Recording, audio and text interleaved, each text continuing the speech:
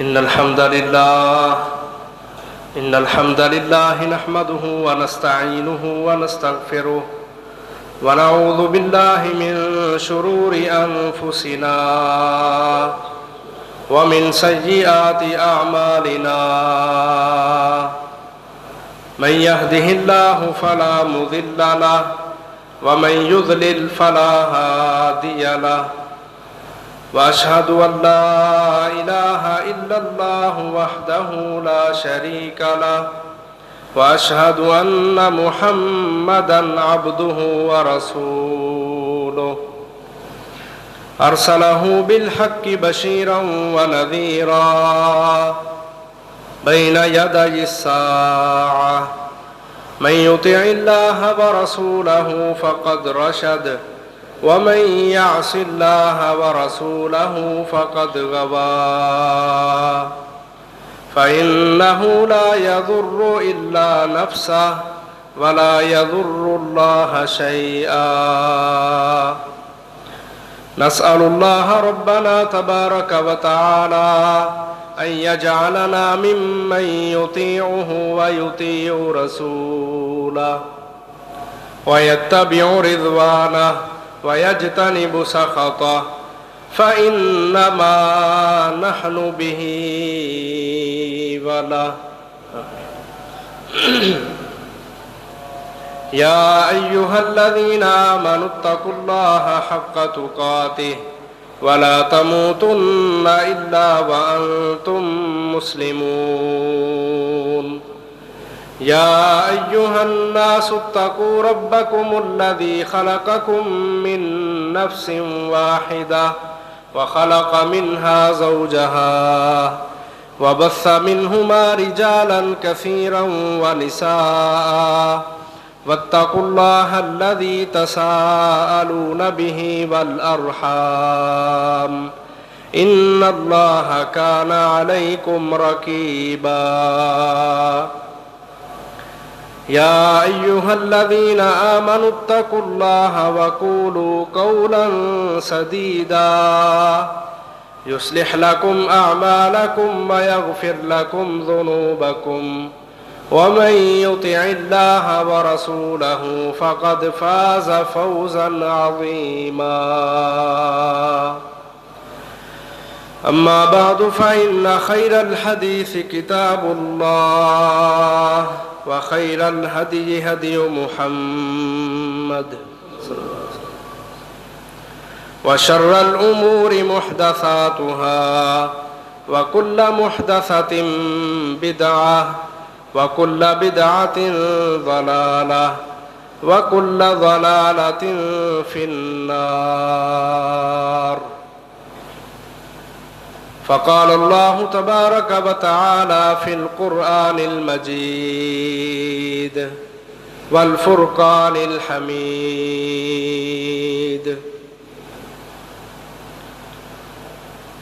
وقل الحمد لله الذي لم يتخذ ولدا ولم يكن له شريك في الملك ولم يكن له ولي من الذل وكبره تكبيرا.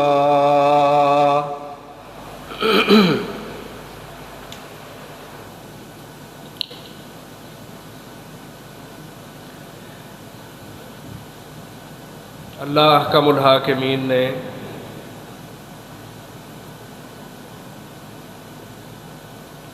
اس دنیا میں اپنی توحید کو زندہ رکھنے کے لیے انسانوں کو پیدا کیا ہے.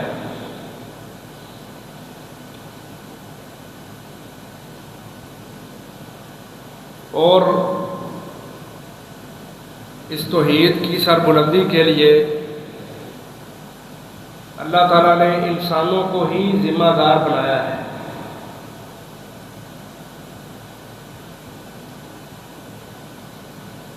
بلکہ عالم ارواح میں اللہ تعالیٰ نے انسانوں سے یہی وعدہ دیا تھا. آدم علیہ السلام کی پشت پہ اللہ نے ہاتھ پھیرا، قیامت تک پیدا ہونے والے جتنے بھی انسان تھے سب کو اللہ تعالیٰ نے عالم ارواح میں اکٹھا کیا اور ان سے یہ پوچھا الست بربکم، کیا میں تمہارا رب نہیں ہوں؟ تو سب انسانوں نے جو اس وقت روحوں کی شکل میں تھے، سب نے اللہ کے سامنے یہ اقرار کیا، بلا، کیوں نہیں، تو ہی ہمارا رب ہے۔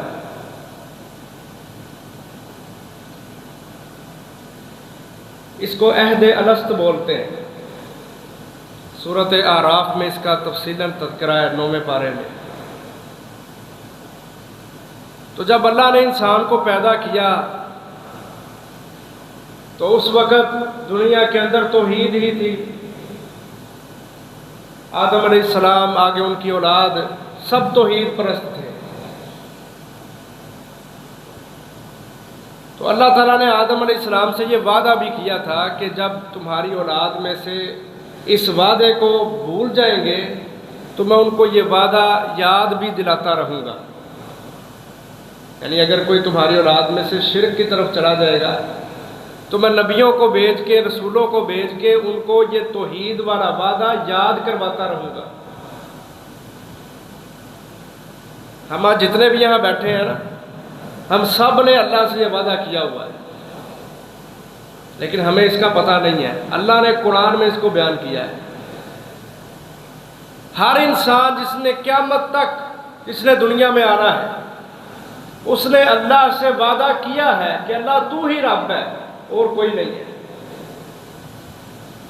اس وعدے کو اللہ تعالیٰ کہتے ہیں جب لوگ بھول جائیں گے تو میں نبیوں کو بھیجوں گا، رسولوں کو بھیجوں گا، کتابیں بھی اتاروں گا آسمان سے، تاکہ یہ لوگ جو انہوں نے اللہ سے وعدہ کیا نا توحید کا، اس وعدے کو بھول نہ جائیں۔ وقت گزرتا گیا، نوح علیہ السلام کا زمانہ آتا ہے۔ اب نوح علیہ السلام کو کیوں بھیجا گیا تھا، یہ بات سمجھنے والی۔ آدم علیہ السلام ان کے نبی ہونے میں اختلاف ہے۔ بہت سارے علماء کہتے ہیں کہ آدم علیہ السلام نبی نہیں تھے، بلکہ ان سے اللہ تعالیٰ نے نسلوں کو جاری کیا تھا، انسانیت کو اللہ تعالیٰ نے دنیا کے اندر بھیجا تھا، نسل چلائی تھی ان سے، انسانوں کی۔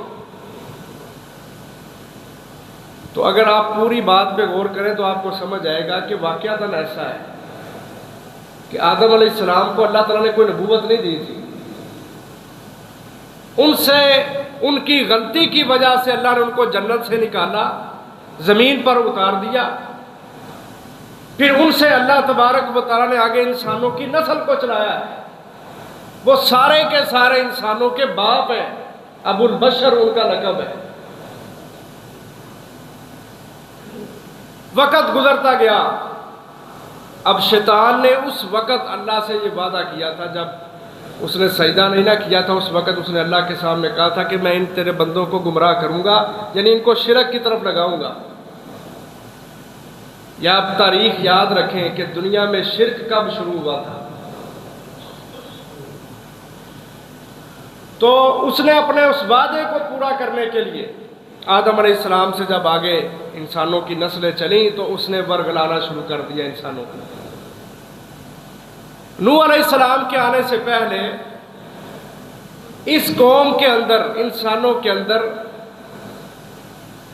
ود، سوا، یغوث، یعوق اور نصر، یہ 5 ناموں کے آدمی تھے دنیا میں، جو اس وقت نیک ترین اور برگزیدہ لوگ تھے۔ معاشرے کے معزز لوگ بھی تھے، نیکوکار بھی بہت زیادہ تھے، ہمیشہ اللہ کی عبادت میں مصروف رہتے تھے۔ لوگوں نے ان کو اپنا نمونہ بنایا ہوا تھا۔ جس طرح آج ہمیں کوئی انسان اچھا لگے نا، ہم اس کو اپنا آئیڈیل بنا لیتے ہیں، اس طرح ان لوگوں نے ان 5 بندوں کو، جن کا نام قرآن مجید میں 29ویں پارے میں سورۃ نوح کے اندر موجود ہے، ود، سوا، یغوث، یعوق اور نصر، یہ 5 بندے تھے اس وقت جو نیک ترین لوگ تھے۔ اب ساری قوم کے لوگ ان پہ بڑا اعتماد کرتے تھے، یہ بڑے نیک لوگ ہیں۔ تو جب وہ فوت ہو گئے نا، دنیا سے چلے گئے، تو لوگوں کو ان کی یاد ستانے لگی کہ یہ تو بڑے نیک لوگ تھے، ہم ان سے اپنے مسئلے بھی پوچھ لیتے تھے، ان سے بڑا ہمیں عبادت کا ایک ذوق اور شوق ہمارے اندر پیدا ہوتا تھا، وہ تو چلے گئے، اب ہم کیا کریں؟ تو نیک لوگوں کے بچھڑ جانے کی وجہ سے ان لوگوں کے اندر ایک دکھ سا تھا اور ایک ڈگمگانا تھا، وہ اپنی عبادتوں کے اوپر صحیح طرح کھڑے نہیں ہو سکے۔ اس وقت شیطان نے حملہ کیا آہستہ آہستہ۔ اس نے کہا یہ جو تمہارے نیک لوگ تھے تو تم ایسا کرو، ان کی تصویریں بناؤ، یہ پتھروں کے اوپر لکڑیوں کے اوپر نقش و نگار کر کے ان کی تصویر بنا کے، جن کو آپ بت کہہ رہے، پتھر کو تراش دینا، اس حالت میں تجھے بت بنانا ہی ہے نا۔ اس نے کہا ان 5 بندوں کے بت بنا کے نا اپنے عبادت خانوں میں رکھ لو، تم نے ان کی عبادت نہیں کرنی۔ آج بھی لوگ ہماری دکانوں پہ، بسوں کے اندر اور باقاعدہ ہمارے گھروں کے اندر تصویریں لٹکی ہوتی ہیں، ہم کہتے ہیں ہم ان کی تھوڑی عبادت کرتے ہیں۔ وہ بھی کہتے تھے، شیطان نے ان کو برگلایا، کہا تم نے ان کی عبادت نہیں کرنی، بس چونکہ دنیا سے یہ جا چکے ہیں، تمہیں بڑا افسوس ہے، تمہارا جی نہیں لگتا، تو تم ان کی تصویریں بنا کے ایک یادگیری کے طور پہ اپنے بت خانوں کے اندر، اپنی عبادت گاہوں کے اندر رکھ دو۔ اب وہ 5 تصویریں بنا کے بت بنا کے رکھ لی۔ اب وہ جو نسل تھی نا، وہ ان کی عبادت واقعی نہیں کرتی تھی، وہ اللہ کو ہی پکارتے تھے، عبادت اللہ کی ہی کرتے تھے، لیکن ان کے دل کو ایک اطمینان تھا کہ یہ لوگ ہمارے اندر موجود ہیں۔ وقت گزرتا گیا، جب اس دور کے لوگ جو تھے، جو توحید کو سمجھنے والے تھے، جب اللہ تعالیٰ نے ان کو بھی موت دے دی نا، آگے جب نئی نسلیں آئیں، انہوں نے توحید کو سمجھنے کی بجائے شیطان نے ان کے اوپر یہ حملہ کر دیا کہ تمہارے جو بڑے تھے نا، وہ اللہ کی عبادت نہیں کرتے تھے، ان 5 بتوں کی پوجا کرتے تھے۔ اب آگے جو نسلیں چلی ہیں، انہوں نے اللہ کو کچھ نہیں سمجھا، نہ حاجت روا، نہ مشکل کشا، نہ کرنی برنی والا، نہ اولاد دینے والا، ربوبیت، الوہیت، کسی چیز کے اللہ کو لائق سمجھا ہی نہیں۔ انہوں نے سمجھا یہ جو 5 بڑے بڑے بزرگ ہیں نا، جو بتوں کی شکل میں موجود ہیں، یہ اللہ کے نیک لوگ ہیں، یہ پہنچے ہوئے لوگ ہیں، ہم ان کو پکاریں گے، ان کے اللہ کے ساتھ بڑے مضبوط رابطے ہیں، ہم گناہ گار ہیں، ہماری اللہ سنتا نہیں ہے، ہم ان کو پکاریں گے، یہ اللہ کو خود ہی منا لیں گے۔ اس انداز سے محترم بھائیوں، روئے زمین کے اوپر شرک شروع ہوا تھا۔ یہ بیس ہے، بنیاد ہے۔ نوح علیہ السلام کے دنیا میں آنے سے پہلے اب قوم کے اندر شرک شروع ہو گیا۔ تو یہ جو تصویر ہے نا، جس کو آج ہم معمولی سمجھتے ہیں، دنیا کے اندر یہ بھی سب سے پہلے شیطان نے ایجاد کروائی، نوح علیہ السلام کی آمد سے پہلے۔ اور دنیا میں بت بنا کے رکھنا تاکہ توحید کا خاتمہ ہو اور شرک کو عروج ملے، اس وقت بھی شیطان نے یہ بت بنوا کے رکھے تاکہ لوگ ان کو نیک سمجھتے ہوئے ان کی پوجا کرنی شروع کر دیں، اللہ کو بھول جائیں۔ اب آگے پھر نسلیں چلتی گئیں، وہ سب لوگ بتوں کی پوجا کرنے والے، توحید ختم ہو گئی، دنیا میں شرک شروع ہو گیا۔ پھر اللہ تبارک و تعالیٰ نے جو وعدہ کیا تھا آدم علیہ السلام سے کہ آپ دنیا میں جائیں، ہم پوری کی پوری ہدایت کا بندوبست کریں گے، آپ کے لیے ہم نبی بھیجیں گے، رسول بھیجیں گے، جو ان لوگوں کو وہ وعدہ جو انہوں نے عالم ارواح میں کیا تھا، جو بھول چکے ہیں، وہ وعدہ ان کو یاد دلائیں گے تاکہ یہ شرک کو چھوڑے اور توحید پہ کھڑے ہو جائیں۔ تو اس وقت اللہ تعالیٰ نے پہلے پیغمبر حضرت نوح علیہ السلام کو دنیا میں نبی بنا کے بھیجا۔ نوح علیہ السلام آتے ہیں، آ کے انہوں نے صاف دعوت دی لوگوں کو، لا تذرن آلہتکم ولا تذرن ودا ولا سواعا ولا یغوث ویعوق ونسرا وقد اضلوا کثیرا ولا تزد الظالمین الا ضلالا۔ لوگوں کو آ کے دعوت دی تو انہوں نے کہا ہم اپنے بتوں کو، ہم اپنے بزرگوں کو نہیں چھوڑ سکتے، ہمارے بڑے ان کی پوجا کرتے رہے۔ اب یہ ساری پٹی کس نے پڑھائی تھی؟ شیطان نے۔ شیطان کا دنیا کے اندر، ہم سمجھتے ہیں شیطان صرف نماز سے روکتا ہے، روزے حج عمرے سے روکتا ہے۔ اللہ کی قسم اٹھا کے کہتا ہوں، دنیا میں شیطان کا سب سے بڑا حملہ جو انسان کے اوپر ہے وہ یہ ہے کہ اس بندے کے دل سے توحید کو نکال دیا جائے اور شرک کو داخل کر دیا جائے۔ یہ بد عملیوں کا اور دین سے دوری کا یہ ایک بہانہ ہے جو ہم لوگ بھی اپنے اوپر ڈال کے کہتے ہیں بس جی شیطان دا حملہ ساڈے تے تُسی ساڈے واسطے دعا کر دیو۔ اصل میں شیطان آپ کو عمل سے نہیں روکتا، وہ آپ کے دل سے توحید کی محبت نکال کے شرک کو داخل کرنا چاہتا ہے۔ اور یاد رکھے شرک کی طرف جانے والا ہوتا ہی وہ ہے جو سب سے بڑا بد عمل ہوتا ہے، کیونکہ یہ شیطان کی چال ہے۔ وہ پہلے بد عمل بناتا ہے، نمازیں چھڑواتا ہے، روزے چھڑواتا ہے، انسان کو روحانی طور پر بالکل کھوکھلا کر دیتا ہے۔ جب وہ سمجھتا ہے کہ اب اس بندے کے اندر ایمان نام کی کوئی چیز باقی نہیں رہی، پھر وہ کہتا ہے کہ اللہ سے سنا نہیں جاتا، اللہ کمزور ہے، اللہ حاجت روا نہیں ہے، وہ ڈائریکٹ نہیں سن سکتا، اور بڑے بڑے بہانے مشرکین عرب پتہ کیا مثالیں دیتے تھے لوگوں کو؟ وہ کہتے تھے چھت پہ چڑھنے کے لیے سیڑھی کی ضرورت ہوتی ہے، جس طرح سیڑھی کے بغیر کوئی چھت پہ نہیں چڑھ سکتا، اس طرح بزرگوں کے پاؤں چومنے کے بغیر کوئی بندہ اللہ تک نہیں پہنچ سکتا۔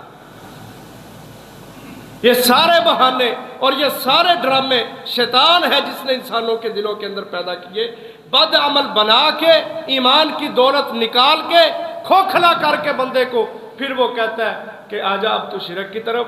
یہ بزرگ ہیں یہ بھی سنتے ہیں، یہ منو مٹی تلے دبے جو لوگ ہیں یہ بھی سنتے ہیں، یہ حاجت روا مشکل کشا ہے، اللہ سے کچھ نہیں ہو سکتا۔ اور شاہ ولی اللہ محدث دہلوی اپنی کتاب الفوز الکبیر میں لکھتے ہیں، کہتے ہیں مشرکین عرب یہ کہا کرتے تھے، مثالیں دے کے لوگوں کو گائیڈ کرتے تھے، کہتے تھے جس طرح ملک کی بھاگ دوڑ سنبھالنے والا ایک وزیر اعظم ہوتا ہے، اب وہ اکیلا تو پورے ملک کا نظام نہیں چلا سکتا، اس نے اپنا پورا ایک نظم و ضبط بنایا ہوتا ہے، اپنے نیچے وزیر ہوتے ہیں، پھر مشیر ہوتے ہیں، پھر کوئی آگے جا کے کوئی ایم پی ہے، کوئی ایم این اے ہے، پھر کہیں جا کے عوام تک رسائی ہوتی ہے ان کی۔ عوام اپنے مسئلے اپنے محلے کے چودھری کے آگے رکھے، وہ کونسلر کے آگے رکھے، وہ ایم پی اے کے آگے رکھے، وہ ایم این اے کے آگے رکھے، پھر اسمبلیوں میں جا کے باتیں ہوں، پھر وزیر اعظموں تک باتیں پہنچیں، پھر جا کے مسئلہ حل ہوگا۔ کہتے ہیں جس طرح ایک بندے سے پورا ملک نہیں چلایا جا سکتا، وہ ایک اللہ پوری دنیا کا نظام کیسے چلا سکتا ہے؟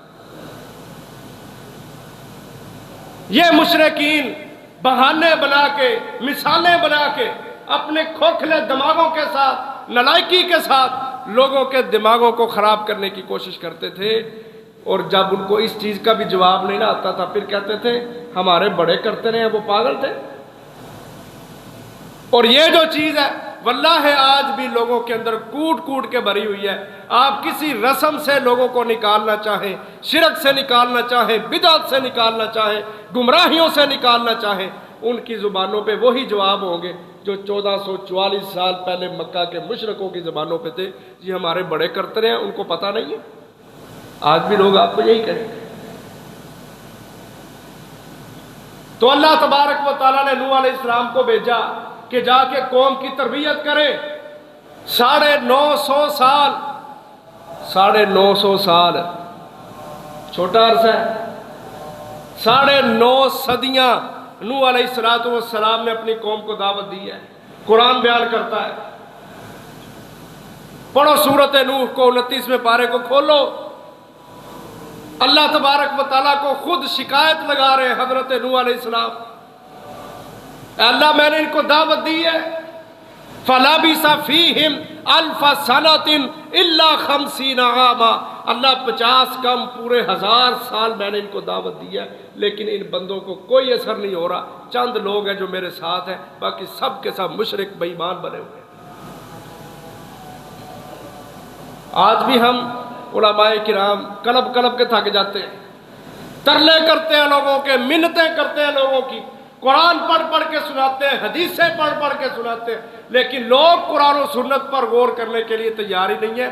ہماری دنیا کا سب سے بڑا ہمارا جو مسئلہ ہے ایک انسان کا، وہ اس کے ایمان کا مسئلہ ہے، جس کا جنازہ نکل چکا ہے۔ اور یاد رکھیں ایمان بیس ہے، توحید بنیاد ہے۔ اگر ہمارے پاس توحید نہیں ہے تو ہمارے عمل بھی قبول نہیں ہے۔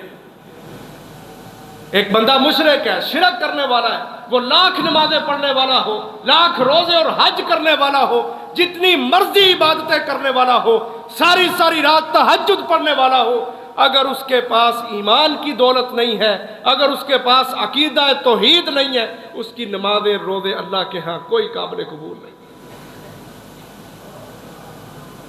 یہ آج دنیا کے جتنے کافر بیٹھے ہوئے ہیں، یہودی ہیں، صلیبی ہیں، ہندو ہیں، مشرک، بظاہر ہم سمجھتے ہیں یہ بڑے اچھے کام کر رہے ہیں، انہوں نے اپنے ملکوں کو سنوار لیا ہے، ان کی عوام بڑی خوش ہے، وہاں پہ یہ سہولت ہے، وہاں پہ یہ سہولت ہے، ہم سمجھتے ہیں بڑی خوشحالی کے اندر ہیں وہ لوگ۔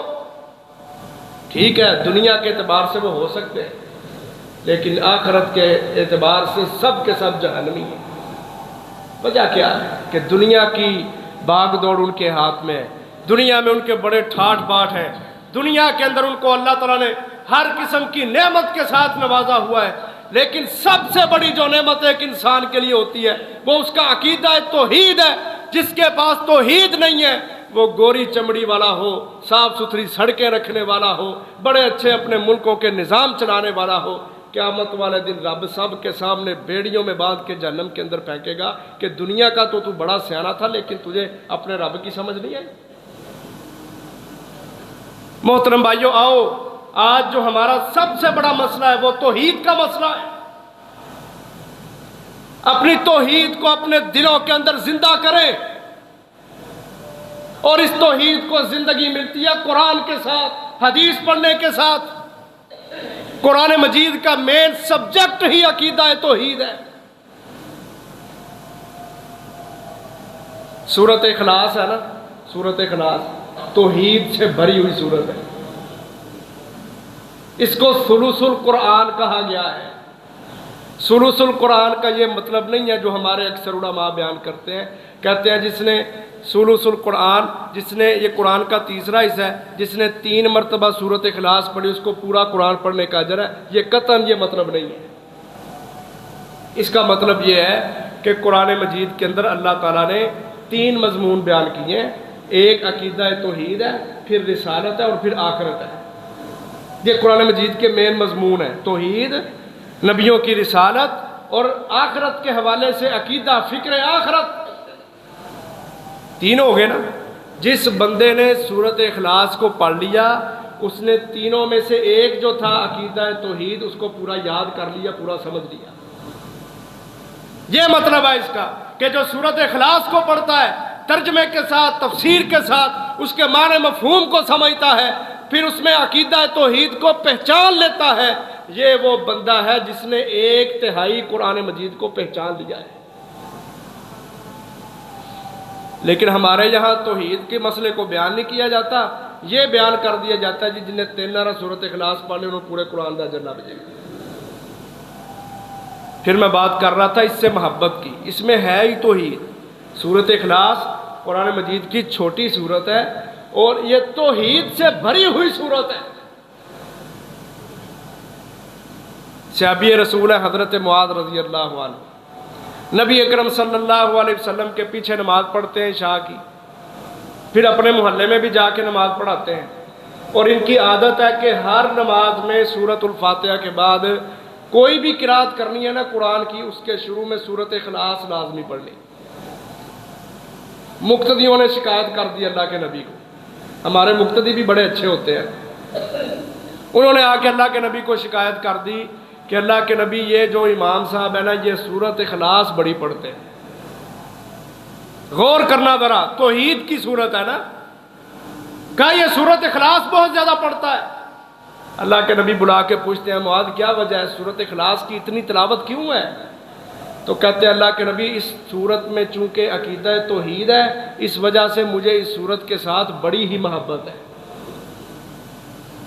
صحابہ کرام تھے نا، توحید کے لیے انہوں نے مارے کھائی تھی، توحید کے لیے اپنے گھر بار چھوڑے تھے، ہر چیز کی قربانی دی تھی صرف عقیدہ توحید کے لیے۔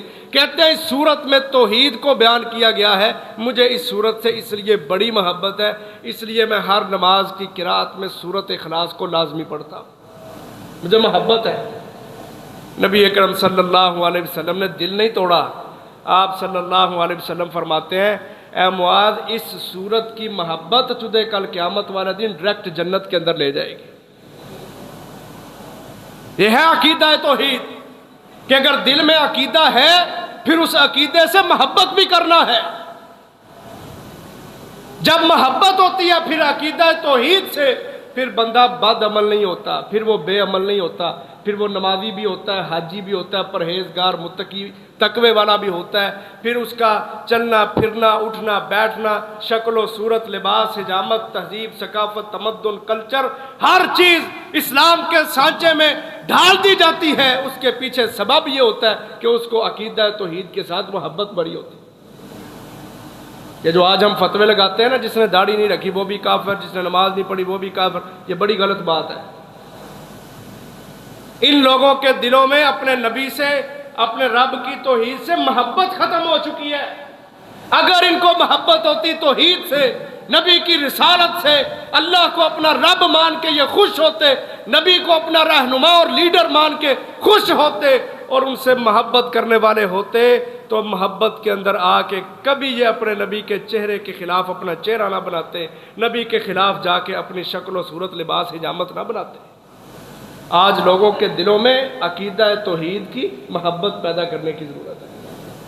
فتوے کم لگائیں، لوگوں کے دلوں میں محبت پیدا کریں توحید کے حوالے سے، تو اللہ کے نبی کہتے ہیں معاذ اس صورت کی محبت تجھے جنت کے اندر لے جائے۔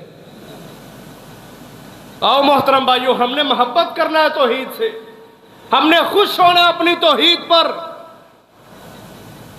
اور یہ کلمات ہے نا، رضیت باللہ ربا وبالاسلام دینا وبمحمد النبی صلی اللہ علیہ وسلم، اس کا کیا مطلب ہے کہ اللہ میں تجھے رب مان کے خوش ہوں، اپنے نبی کے حوالے سے کہ میں اپنے نبی کو رسول مان کے خوش ہوں، اسلام کو اپنا دین مان کے میں خوش ہوں۔ کتنی بہترین بات ہے، رضیت باللہ ربا وبالاسلام دینا وبمحمد النبی صلی اللہ علیہ وسلم۔ اللہ کے نبی فرماتے ہیں محبت کے ساتھ جس نے یہ کلمے پڑھے نا، فرمایا جو شخص صبح کے وقت 10 مرتبہ یہ کلمات پڑھتا ہے نا، اللہ کے نبی فرماتے ہیں قیامت والے دن میدان حشر سے میں اس بندے کا ہاتھ پکڑ کے اس کو اپنے ساتھ جنت میں لے کے جاؤں گا۔ کیا ہے ان کلمات کے اندر؟ توحید ہے، رسالت ہے، محبت کا دعویٰ ہے اسلام کے ساتھ، اپنے نبی کے ساتھ، اپنے رب کے ساتھ۔ بشارت دیکھو کتنی بڑی ہے کہ محمد الرسول اللہ نے اس بندے کو تنہا نہیں چھوڑنا، ہاتھ پکڑ کے اس کو جنت کے اندر لے کے جائیں گے کہ یہ بندہ روزانہ کی بنیاد پہ دن میں 10 مرتبہ اسلام پہ، اللہ پہ، رسول اللہ پہ خوشی کا اظہار کرتا ہے۔ یہاں سے آپ سیاست کو بھی سمجھ سکتے ہیں، ٹھیک ہے، یہاں سے آپ سیاست کو بھی سمجھ سکتے ہیں کہ دنیا میں تحریک انصاف کا نام لینے والے بڑے ہیں، نون لیگیوں کا نام لینے والے بھی بڑے ہیں، کوئی کسی پارٹی کی بات کرتا ہے، کوئی کسی پارٹی کی بات کرتا ہے، کیا کبھی کسی نے محمد رسول اللہ کی بھی بات کی ہے؟ ہمارا لیڈر تو محمد ہے صلی اللہ علیہ وسلم، ہمارا رہنما تو محمد صلی اللہ علیہ وسلم ہے، اس کا لایا ہوا دین، اس کا بنایا ہوا نظام دنیا کے اندر اسی کو غالب کرنا تھا، اسی اسلام کے لیے اللہ نے انسان کو پیدا کیا ہے، اسی کے لیے قربانیاں ہیں، اسی کے لیے جان اپنی قربان کرنا ہے، یہ سب کچھ اسلام کے لیے ہے۔ لیکن کیا آج ہماری جعلی بنائی ہوئی سیاستوں کے اندر کوئی اسلام کا نام لینے والا موجود ہے؟ آج یہ جو ہم سیاستیں لیے پھرتے ہیں شریعت کی نگاہ سے، یہ کوئی سیاست نہیں ہے، یہ بگاڑ ہے دنیا کے اندر۔ آج کی سیاستوں کے اندر شرک پایا جاتا ہے۔ جس طرح ہم یہ مانتے ہیں کہ ہمارا خالق مالک اللہ ہے، اسی طرح ہم نے یہ بھی ماننا ہے کہ دنیا کے اندر یہ پارٹیاں کوئی نظام نہیں لا سکتی، دنیا کے اندر ایسے لوگوں کو کھڑا ہونا چاہیے جو اسلامی نظام کی بات کرنے والے ہو، جو قرآن سنت کا نظام دنیا کے اندر پھیلانے کی بات کرتے ہو، جو شریعہ کو دنیا کے اندر نافذ کرنے کی بات کرنے والے ہوں۔ یہ لوگ ہوں گے جو دنیا کو سامنے یہ منوائیں گے کہ اگر ہمارا رب اللہ ہے تو دنیا میں حاکمیت بھی اللہ کی ہے، یہ ملک بھی اللہ کے ہیں، یہ دنیا بھی اللہ کی ہے۔ جب دنیا اس کی ہے تو نظام کسی اور کا چلنا چاہیے۔ یہ سب شرکیہ نظام ہے دنیا کے اندر محترم بھائی۔ یاد رکھیں، جو بندہ اپنے دل میں عقیدہ توحید کو مضبوط کر لیتا ہے وہ کبھی پارٹی بازی کی سیاست کے پیچھے نہیں پڑتا۔ وہ جب بھی بات کرتا ہے وہ یہ بات کرتا ہے کہ کہ دنیا میں توحید کا غلبہ کیوں نہیں ہے، دنیا میں اندر محمد رسول اللہ صلی اللہ علیہ وسلم کا نظام اس کا غلبہ کیوں نہیں ہے، دنیا کے اندر اسلام کا غلبہ کیوں نہیں ہے۔ بڑی حیرانی کی بات ہے اور بڑے افسوس کی بات ہے، جب 5 سالوں بعد ہم ووٹ کے لیے بھاگتے ہیں نا باہر، ہر بندہ اپنی اپنی پارٹی بچا رہا ہے، ویگو ڈالے بگا رہا ہے، لوگوں کو اپنے ساتھ ملا رہا ہے، چٹے سوٹ پہن کے جی ہم دنیا کے نظام ٹھیک کریں گے، ہم یہ کریں گے، ہم وہ کریں گے۔ ان سب سے بندہ پوچھے کیا کوئی اللہ کے نظام کی بات کرنے والا بھی ہے؟ ایسا شیطان نے ہمیں عقیدے کے حوالے سے بہکا دیا ہوا ہے کہ آج ہم اپنی پارٹیوں کو بچانے کی بات کرتے ہیں، اسلام کی بات کرنے والا آج کوئی بھی نہیں ہے۔ کسی کا کاروبار بند ہو جائے نا آپ کو روتا ہوا نظر آئے گا، کسی کی دکان نہ چلے وہ بھی آنسو بہاتا ہوا نظر آئے گا، کسی کی اولاد بگڑ جائے، یہ دنیا کے نقصان ہیں، دنیا کے ہی ہے نا، دنیا کے نقصان۔ کاروبار ٹھپ ہو گیا، لوگ رو رہے ہیں، گولیاں کھا لیتے ہیں زہر کی، خودکشیاں کر لیتے ہیں۔ کبھی ہم نے سوچا کہ اسلام بھی دنیا کے اندر بدنام ہے؟ ایمان میری سب سے بڑی دولت ہے، میرا ایمان اس کا جنازہ نکلا ہوا ہے۔ کبھی ہم نے ایسے لوگوں کو بھی دیکھا دنیا کے اندر کہ جن کے ایمان کی بربادی کی وجہ سے ان کے آنسو بہہ رہے ہو۔ میری نماز رہ گئی ہے، میرا روزہ چھوٹ گیا ہے، میں طاقت رکھنے کے باوجود حج نہیں کر سکتا، نہ میں جہاد کر سکتا ہوں، نہ میں دعوت دے سکتا ہوں، کیا ہے میرے پاس؟ کبھی ہم رب کے سامنے بیٹھ کے ہم نے آنسو بہائے کہ اللہ میرے پاس ایمان نہیں رہا، عقیدہ توحید نہیں رہا؟ تو اس گندی سیاست نے ہمارے دماغوں کو خراب کیا ہوا ہے۔ ہم دنیا داری کے لیے روتے ہوئے نظر آتے ہیں، ایمان اسلام کے لیے ہمارے آنسو نہیں نکلتے۔ اب آپ دیکھ لیں دنیا کے اندر کیا ماحول ہے اس وقت۔ انڈیا دھمکیاں دے رہا ہے، سندھ تاش کے معاہدے ختم ہو رہے ہیں، لڑائیاں، فتنے، جھگڑے، فساد کون کر رہا ہے؟ انہوں نے کرنا ہے، وہ ہندو ہیں، وہ دنیا کے پلید ترین مشرک ہیں، گائے کا پیشاب پینے والے، حرامی، شرک کرنے والے بدکار لوگ ہیں، جن کو میں نہیں، اللہ کا قرآن کہتا ہے کہ پوری دنیا کے اندر اگر کوئی پلید بندہ ہے تو وہ مشرک ہے۔ انما المشرکون نجس فلا یقربوا المسجد الحرام بعد عامهم ھذا، کہا یہ مشرک پلید ہوتے ہیں، ان کو مسجدوں کے اندر آنے کی بھی اجازت نہیں ہے۔ یہ رب کا قرآن کیا ہے؟ وہ ہمیں دھمکیاں لگائے، پاکستان کو ختم کرنے کی باتیں کرے، کبھی 72 گھنٹوں کا الرٹ جاری کر دے کہ یہ ہو جائے گا، وہ ہو جائے گا۔ مسلمانوں، تمہارے اندر کوئی دم خم جان کوئی نہیں، تمہارے ہڈ جوڑ کے اندر کوئی مک شک نہیں ہے، ان دماغوں کے اندر مغز نہیں ہے، تمہاری طرف سے کوئی ٹھوس بات کیوں نہیں جاتی ان کی طرف؟ آخر تمہارے پاس عقیدہ ہے، تمہارے پاس کلمہ لا الہ الا اللہ ہے، لیکن پھر بھی تم مرے ہوئے ہو۔ محترم بھائیو، آؤ اس کا سبب آج سن لو۔ اس کا سبب بھی یہ ہے کہ ہمارے دلوں میں توحید زندہ نہیں ہے۔ ہم دنیا کی بات نہیں کرتے، ہر بندہ اپنی اپنی جگہ پہ اپنی ذات کو دیکھ لے کہ میں نے توحید کے لیے کیا کیا ہے۔ میں تو 5 نمازاں پڑھ کے سمجھنا کہ میں جنتی ہوں، میں تو اچھا کاروبار سمجھ کے شام کو 5-6 ہزار کی دیہڑی لگا کے، اس سے بھی زیادہ کی لگا کے، وہ حرام کا ہو، جھوٹ کا ہو، 2 نمبری دغا بازی کا ہو، میں دیکھتا ہی نہیں، میں کہتا ہوں بس ٹھیک ہے، دنیا مرتی ہے مر جائے، میں تو 20-25 ہزار لا کے رات کو سویا ہوں نا گھر میں۔ اللہ نے سامنے کھڑا کرنا ہے۔ اللہ کے نبی فرماتے ہیں کوئی بندہ اس وقت تک اپنا قدم نہیں ہلا سکے گا جب تک وہ اس چیز کا جواب نہیں دے گا۔ اللہ کہیں گے میں نے تجھے جوانی دی تھی، کہاں خرچ کی ہے؟ میں نے تجھے علم دیا تھا، کتنی دنیا کے اندر تو نے لوگوں کی اصلاح کی ہے؟ میں نے تجھے مال دیا تھا، اس مال کو کہاں پہ خرچ کیا ہے؟ نبی علیہ السلام فرماتے ہیں جب تک بندہ ان سوالوں کا جواب نہیں دے گا اس کے اندر اتنی جرت نہیں ہوگی کہ کھڑا کھڑا اپنے قدموں کو ہی دیکھ لے یا اپنے قدم کو تھوڑا سا حرکت میں ہی لا لے۔ کبھی سوچا ہم نے آخرت کو؟ وہ تو کافر ہے، وہ مشرک ہے، بد زبان ہے، ان کے اندر بے باکیاں ہیں، نہیں دیکھتے وہ اللہ کو بات کر رہے ہیں، اسلام کو بات کر رہے ہیں، وہ تو شرک کرنے والے ہیں، پلید ہے، مشرک، ان کو تو پرواہ نہیں۔ لیکن ہمارے پلے میں کیا ہے؟ اللہ اکبر۔ آؤ محترم بھائیو، ایمان مضبوط کرو۔ جب عقیدے مضبوط ہوتے ہیں نا، پھر بندے کے اندر یہ دلیری اور شجاعت آتی ہے کہ وہ کفر کی آنکھوں میں آنکھیں ڈالنے والا ہوتا ہے۔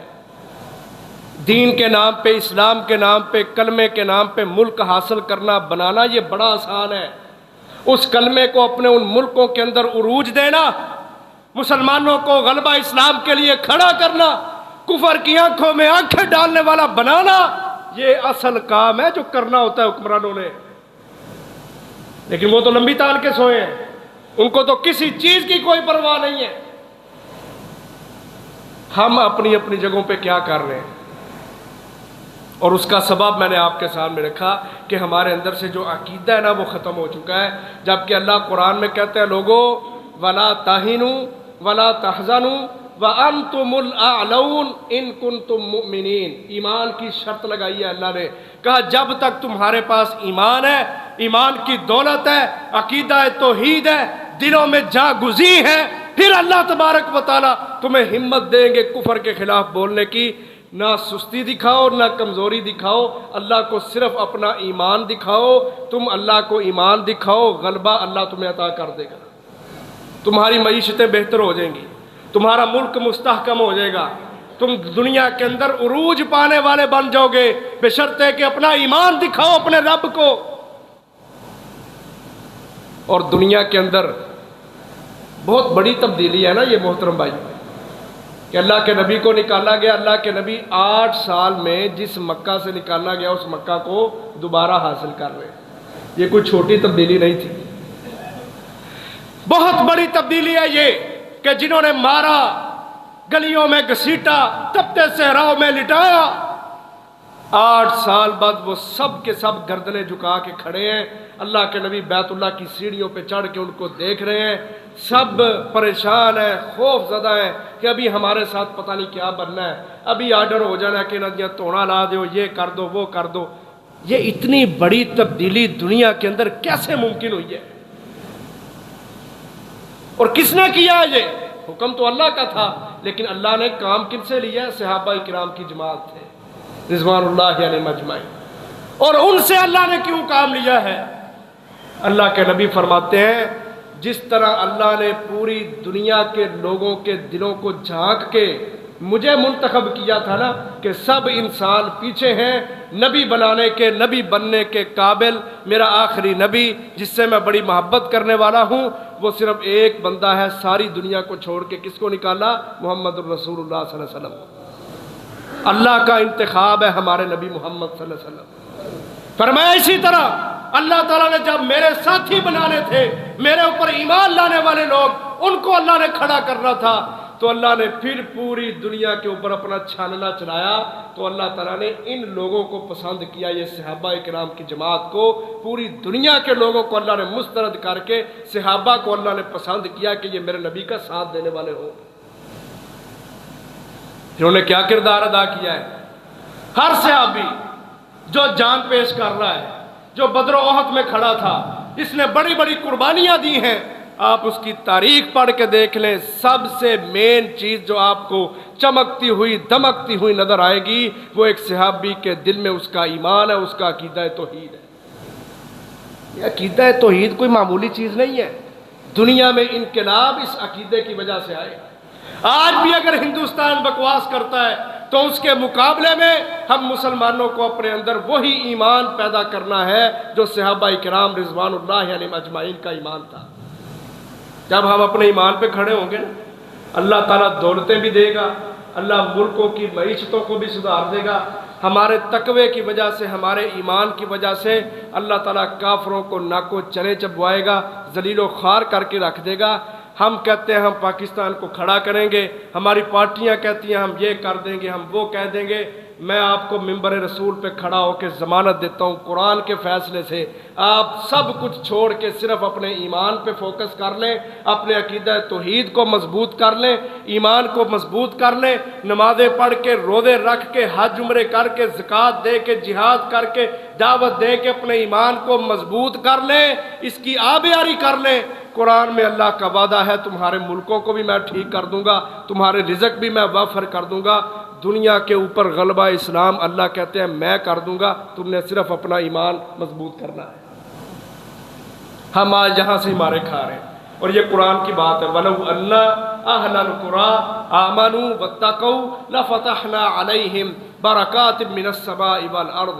اللہ کہتے ہیں اگر یہ دنیا کے لوگ ایمان لے آئیں اور پھر تقوی اختیار کر لیں، اللہ زمین و آسمان سے برکتوں کے خزانوں کے دروازے کھول دے گا ان کے۔